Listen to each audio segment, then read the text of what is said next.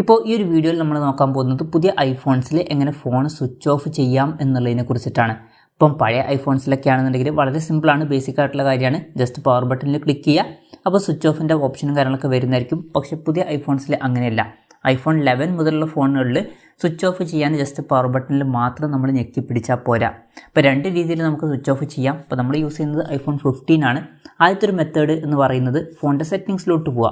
സെറ്റിങ്സിലോട്ട് പോവുകയാണെന്നുണ്ടെങ്കിൽ സെറ്റിങ്സിൽ നമുക്ക് ജനറൽ എന്നുള്ള ഓപ്ഷൻ കാണാൻ പറ്റും. അതിൽ ക്ലിക്ക് ചെയ്യുക. അതിൽ ക്ലിക്ക് ചെയ്തിട്ട് താഴത്തോട്ട് സ്ക്രോൾ ചെയ്യുകയാണെന്നുണ്ടെങ്കിൽ ഷട്ട് ഡൗൺ എന്നുള്ള ഓപ്ഷൻ കാണാൻ പറ്റും. അതിൽ ക്ലിക്ക് ചെയ്യുകയാണെന്നുണ്ടെങ്കിൽ നമുക്ക് ഫോൺ സ്വിച്ച് ഓഫ് ചെയ്യാവുന്നതാണ്. അതല്ല എന്നുണ്ടെങ്കിൽ പവർ ബട്ടണും അതുപോലെ തന്നെ ഈ ഒരു വോളിയം ഡൗൺ ബട്ടണും ഒരുമിച്ച് ഞെക്കി പിടിക്കുക. അപ്പോൾ നമ്മൾ പവർ ബട്ടൺ മാത്രം ഞെക്കി പിടിക്കുകയാണെന്നുണ്ടെങ്കിൽ സിരിയാണ് ഓപ്പണായിട്ട് വരുന്നത്.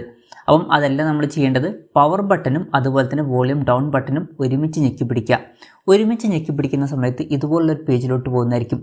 ഇവിടെ സ്ലൈഡ് ടു പവർ ഓഫ് എന്നുള്ള ഓപ്ഷൻ കാണാൻ പറ്റും. അപ്പം ഈ ഒരു ബട്ടൺ ഇവിടെ നിന്ന് ഇങ്ങോട്ട് സ്ലൈഡ് ചെയ്യുക. സ്ലൈഡ് ചെയ്യുന്ന സമയത്ത് നമ്മുടെ ഫോൺ സ്വിച്ച് ഓഫ് ആവുന്നതായിരിക്കും. ഇനി വീണ്ടും സ്വിച്ച് ഓൺ ചെയ്യണമെന്നുണ്ടെങ്കിൽ ജസ്റ്റ് ഈ ഒരു പവർ ബട്ടണിൽ മാത്രം ഞെക്കി പിടിച്ചാൽ മതി. പവർ ബട്ടണിൽ മാത്രം ഞെക്കി പിടിക്കുമ്പോൾ തന്നെ സ്വിച്ച് ഓൺ ആവുന്നതായിരിക്കും. പിന്നെ സ്വിച്ച് ഓൺ ചെയ്യണം എന്നുണ്ടെങ്കിൽ പവർ ബട്ടണും വോളിയം ഡൗൺ ബട്ടണും ഒരുമിച്ച് ഞെക്കേണ്ട ആവശ്യമില്ല. ജസ്റ്റ് പവർ ബട്ടൺ മാത്രം ഞെക്കിയാൽ മതി.